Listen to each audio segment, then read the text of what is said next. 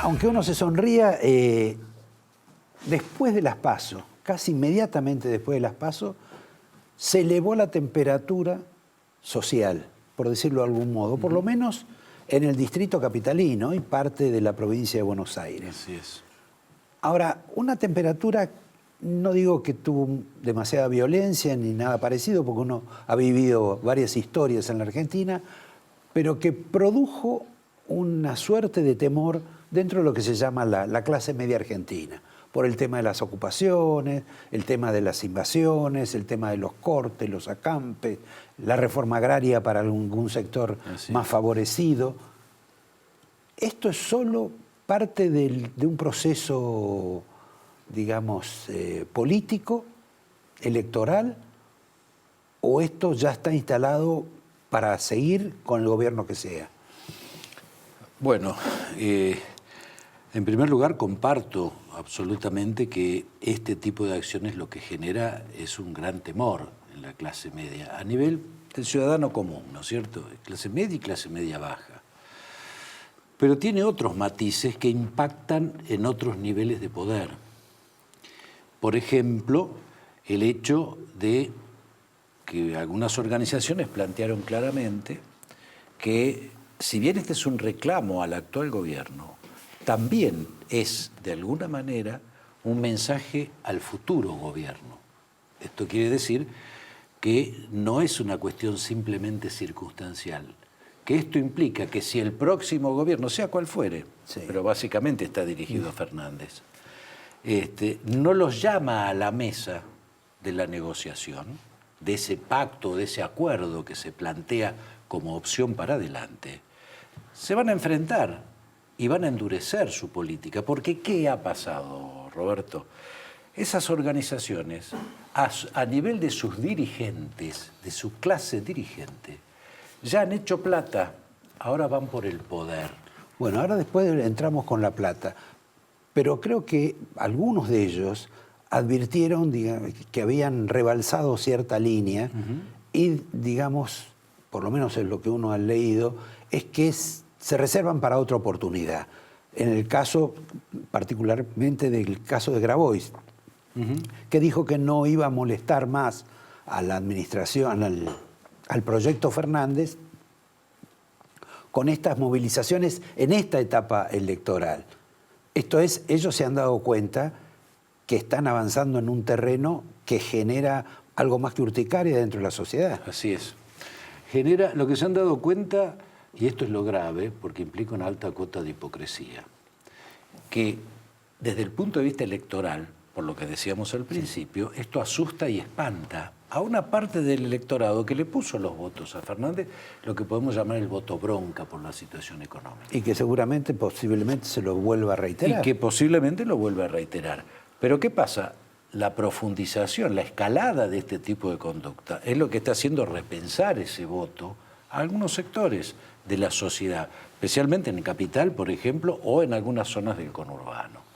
Pero cuando dicen... Bueno, en Capital, digamos que Rodríguez Larreta siempre tiene otra metodología para resolver estas cuestiones, ¿no? Bueno. Caso Esper, por ejemplo. Sí, pero... Caso Lustó, por ejemplo. Sí, pero arregla con todos. Sí, bueno, lo que ha hecho Rodríguez Larreta en la ciudad es armar un frente mucho más amplio que el que Macri pensó para lo nacional. Sin duda. Entonces, esa apertura le ha dado un resultado. ¿Por qué? Porque ha tenido una actitud más política en términos de generar acuerdos, de ampliar su base de sustentación. Perdón, y de dar. Obviamente. De dar. Bueno, a ver, todo acuerdo político implica ceder o conceder, porque no es que nadie se acerca porque sí a una alianza, es porque hay intereses que de uno y otro lado de alguna manera coinciden o se compensan. Esta es la naturaleza del acuerdo de la política. Ahora, vos hablabas de plata exactamente con el tema de las organizaciones sociales. Sí, pero termino antes con otra cosa. Cuando Grabois dice, me reservo para otra, esto es como cuando Alberto Fernández dice, no me van a convencer de que haya que hacer una reforma constitucional. Si él dice, no me van a convencer, es porque evidentemente en algún lugar de esa fuerza lo decía recién Ricardo López Murphy, se está pensando seriamente en el Instituto Patria una reforma y hasta de una refundación, si se quiere, de los principios que constituyen nuestra Carta Magna. Ahora, escúchame, porque eso que lo ha dicho en alguna medida Cristina, es parte, porque está copiado casi, yo diría hasta con cierta impunidad, en la encíclica de Benedicto. Así es. Entonces, ¿cuál es el rol de la Iglesia en toda esta película? A ver, el rol de Te pregunto porque vos has estado con los jesuitas, has estado con Bergoglio, sos Hemos de toda... estudiado juntos. Estudiaron juntos. En el Colegio Máximo de San Miguel, el seminario mayor de los jesuitas, hace mucho de esto. A ver, yo creo que la Iglesia tiene una crisis muy grande. Y una crisis que se expresa en determinadas cuestiones que no termina de resolver. Como por ejemplo la problemática de la pedofilia y todo lo que es la perversión dentro de la Iglesia. Este es un tema que evidentemente afecta a la Iglesia y que determina que algunas expresiones intenten tapar estos problemas con la exacerbación de determinadas cuestiones que caen bien, entre comillas, lo de que caen bien. Entonces, Es medio siniestro eso. perdón, a ver, yo no entiendo, o entiendo en todo caso, el magisterio de la Iglesia en términos de plantear la problemática de la pobreza. Lo que no acepto, bajo ningún punto de vista, es que la Iglesia, y yo soy profundamente católico, termine generando con sus afirmaciones situaciones que en todo caso, de hecho, pueden ser utilizadas para justificar la violencia. Este es el problema. Vos que lo yo decís veo. por los curas estos que hablan que parece que fueran a hacer el asalto de Moncada pasado Sí, mañana. ya tuvimos la experiencia, nuestra generación, de lo que fueron los curas del tercer mundo. Y toda la teoría de la dependencia. Terminamos en una guerra interna que costó miles de desaparecidos. Ahora, esa teología de la liberación, por sí. decirlo de algún Teoría de la modo, dependencia y teología de la liberación. en el caso de cuando era Bergoglio, él la combatió y, digamos, quizá en forma non santa.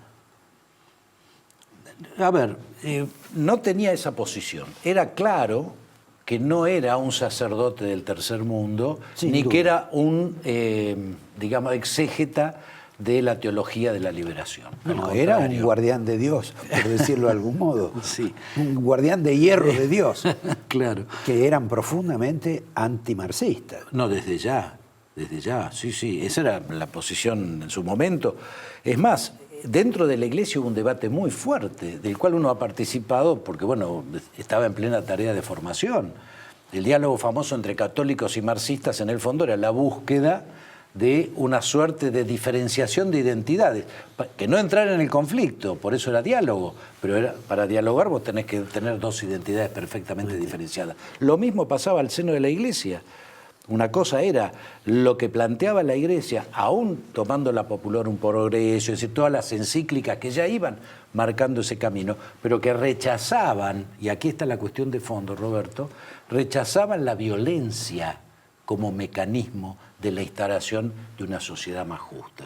Eso ahora, en estas organizaciones sociales, algunas tan vinculadas a los curas obreros, no obreros, curas de pobre y curas que no son de pobre, que también piensan igual. ¿Esto qué cariz tiene? A ver, a mí lo que me preocupa es qué derivaciones puede tener, porque la palabra de la Iglesia sigue teniendo un valor importante a la hora de justificar ciertas conductas. Entonces, si el mensaje es ambiguo y no condena la pobreza, pero al mismo tiempo tiene que condenar los mecanismos de violencia para reivindicar o visibilizar, como se dice ahora, sí, la cuestión de la pobreza. Es decir, a ver, determinadas cosas generan efectos que son negativos. Te voy a poner un ejemplo. Acá hay una tendencia a escalar la violencia, en el sentido, y el ejemplo que voy a poner es muy claro, la rotura de los silobolsas. Sí. Ya no hay simplemente un acampe, un corte, etc. Ahí lo que hay un acto de violencia, de agresión y de la daño. propiedad privada. No, y de daño al que produce. Es decir, hay como... Cuando un dirigente social, creo que fue Cooperman, dijo, o Babilonia o algo por el estilo, vamos a avanzar sobre los shoppings, porque ahí está la comida que no tienen nuestros comedores. Estaba claramente planteando una escalada en función de un saqueo, y todos sabemos lo que pasa en un país cuando hay saqueo. Ahora, esto que no me digan que es un mecanismo de reivindicación frente a situaciones que de hecho son injustas, pero mucho más injusto es plantear acciones de violencia para resolver violencias de esta naturaleza. Esto es lo que me parece que hay que tener muy en cuenta, y la Iglesia en particular tiene que tenerlo muy en cuenta por el valor que tiene su prédica. Miguel, nos queda pendiente la reforma agraria, la reforma urbana, la ocupación del departamento, la piecita del fondo que habrá que dársela a alguien, como debe pensar mucha gente, o por lo menos que tienen esos miedos de la pequeña burguesía, y lo de la plata de las organizaciones civiles. Cuando quieras lo charlamos, porque me parece que ese es un tema que en la Argentina no se habla porque es políticamente incorrecto, pero vos viste la cantidad de cartoneros que hay en Buenos Aires. Sí. ¿Sabés la cantidad de papel y de cartón que juntan? ¿Sabés quién lo acopia y a quién se lo venden? ¿Y quién se queda con esa plusvalía? Porque así como hay especulación financiera y es condenable, también hay especulación con la pobreza, que es igualmente o mucho más condenable todavía. Te doy el angelito de la buena suerte y veo que hablas como Pichetto. Pero claro, ustedes son del mismo... Somos muy amigos y pensamos muy parecido. Te agradezco a vos y a ustedes los invito a que en un minuto nomás charlemos con Ceferino Reato, el hombre que escribió un libro, no es el único, sobre el final de la Rúa, el violento final de la gestión de la Rúa. ¿Es comparable a otros finales que puede tener la Argentina?